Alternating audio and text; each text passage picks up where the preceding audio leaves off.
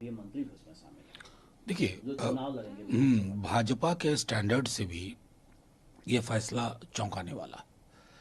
इसका मतलब है कि कुछ चीज़ें बियॉन्ड रिपेयर हो गई हैं मध्य प्रदेश में भाजपा के लिए। जिन जिन मंत्रियों के नाम हैं, शायद उनको भी सपने में भी उन्होंने नहीं सोचा होगा कि उनको विधानसभा का चुनाव लड़ाया जाएगा। और एक साथ अगर आप मंत्रियों की फहरिस्त देखें तो 5-6 सीएम के उम्मीदवार तो फहरिस्त में। तो जाहिर तौर पे चुनाव बड़ा दिलचस्प होने वाला है। जमीनी हवा बता रही है कि भाजपा कोई भी फार्मूला अपना सक्सेसफुल होता हुआ नहीं दिख रही है। एआईएडीएमके ने यूनिमसली ये फैसला लिया है कि हम एनडीए से बीजेपी से नाता तोड़ रहे हैं। देखिए, बीजेपी की जो हेजेमनिक पॉलिटिक्स चल रही थी उसके टेकर साउथ इंडिया में ही नहीं है। तमिलनाडु तो छोड़ दीजिए, पूरे साउथ इंडिया में साउथ इंडिया का मिजाज थोड़ा अलग सा है। बीजेपी इस बात को समझ नहीं पा रही थी। और एक पूरा जो रिश्ता था ये डीएमके का, उसमें बीजेपी डिक्टेट किया करती थी टर्म, बावजूद इसके कि जमीन पे उनका कोई फुटप्रिंट नहीं था। ये ज्ञान प्राप्त करने में एआईएडीएमके को काफी वक्त लग गया, क्योंकि उनकी जो भी बची खुची जमीन थी वो बहुत तेजी से खत्म हो रही थी। अब देखिए, बड़ा इंटरेस्टिंग होगा कि कैसे तमिलनाडु में उनके अध्यक्ष जी की यात्रा कहाँ तक पहुँचती है। मानिकम टैगोर हैं कांग्रेस पार्टी से, इस पर तो कमेंट नहीं करना है कि वो अलग हुए, लेकिन अब दिलचस्प देखने वाला ये होगा कि ईडी और सीबीआई कब, जो एआईएडीएमके के मंत्री रहे हैं उन तक कब पहुंचती है। इस तरह के प्रश्न देखिए, ये ईडी आईटी सीबीआई, अब तो ये मैं समझता हूँ कि जो आने वाले तकरीबन 6 महीने बचे हुए हैं, 6-7 महीने आम चुनाव में, अगर उससे पूर्व न करवाने का फैसला कर लिया जाए तो जाहिर है कि ईडी आईटी सीबीआई को अलग अलग जगहों पे दफ्तर खोलना पड़ेगा और मैन पावर भी, और मैं समझता हूँ आउटसोर्स आउटसोर्स करके मंगाना पड़ेगा। हो सकता है बीजेपी के लोग भी मैन पावर में शामिल हो जाएं, और इस प्रकार से आप देखेंगे कि अलग अलग, क्योंकि अब इनके पास कुछ बचा नहीं है। एक अथॉरिटेरियन मिजाज जो है ना, इन सबको बहुत ही लेजिटिमेट वेपन मानता है। और ये लेजिटिमेट वेपन जिसका इस्तेमाल बीजेपी लगातार कर रही है, ये लोकतंत्र की संवेदनाओं को कुंद करती है, चोटिल करती है। प्रधानमंत्री कह रहे हैं लग गए, लेकिन 33% महिलाओं को रिजर्वेशन नहीं मिल मुझे पाए। बहुत दुख हुआ प्रधानमंत्री जी के एक बयान से, मैं ईमानदारी से कहता हूँ।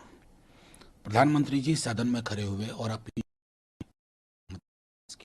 कीजिए, राज्यसभा की मैं बात कर रहा हूँ, वोटिंग से ठीक पहले हम सब, हमारी बहुत गंभीर आपत्तियां, हमने वो आपत्ति दर्ज की, वोटिंग हुई। अब जाकर के बाहर स्टेटमेंट दे रहे हैं, दिलचस्पी ही नहीं थी। पॉलिटिकल कंपल्सन में इन्होंने मदद किया।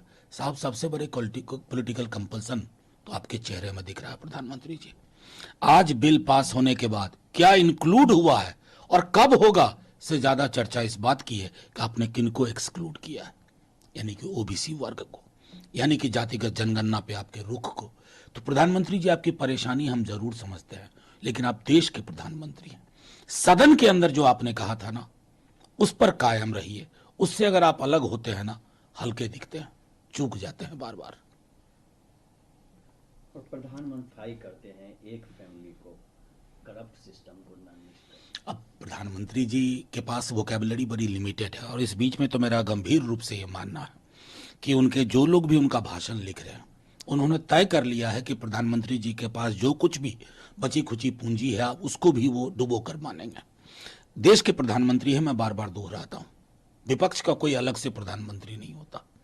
इस देश में क्या क्या हुआ है ना प्रधानमंत्री जी, कमियां रही हैं लेकिन बहुत सफलताएं अर्जित की हैं।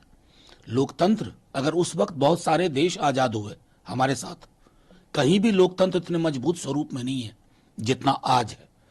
तो एक आपने सदन के अंदर नेहरू के ट्रिस्ट विद डेस्टिनी स्पीच का जिक्र किया था, क्या वो सिर्फ जुमला था सदन के अंदर? और बाहर कुछ राजनीतिक लड़ाई लड़ी है ना, अपना कार्यक्रम बताइए। 2 करोड़ रोजगार कह करके आए थे, और 50,000 का जो नॉर्मल रूटीन नौकरी होती है उसको आप टेंट शामियाना लगा करके नौकरी बांट रहे हैं। ये बताता नहीं है कि आपका जो देश का जो विकास का ब्लूप्रिंट होना चाहिए, उसमें आप लगातार असफल साबित हो रहे हैं। तेलंगाना के दो लोगों को एमएलसी गवर्नर कोटा से रिकमेंडेशन, उसको रिजेक्ट कर दिया, खारिज कर दिया। आजकल गवर्नर मालिक है, वो संविधान के कस्टोडियन नहीं है। वो यहाँ जैसे होता है ना ब्रिटिश सिस्टम में कि इंग्लैंड की प्राइम मिनिस्टर की क्वीन गवर्नर जनरल यहाँ नियुक्त करती थी और अलग अलग महकमे में उनका एक एजेंट हुआ करता था। ये वही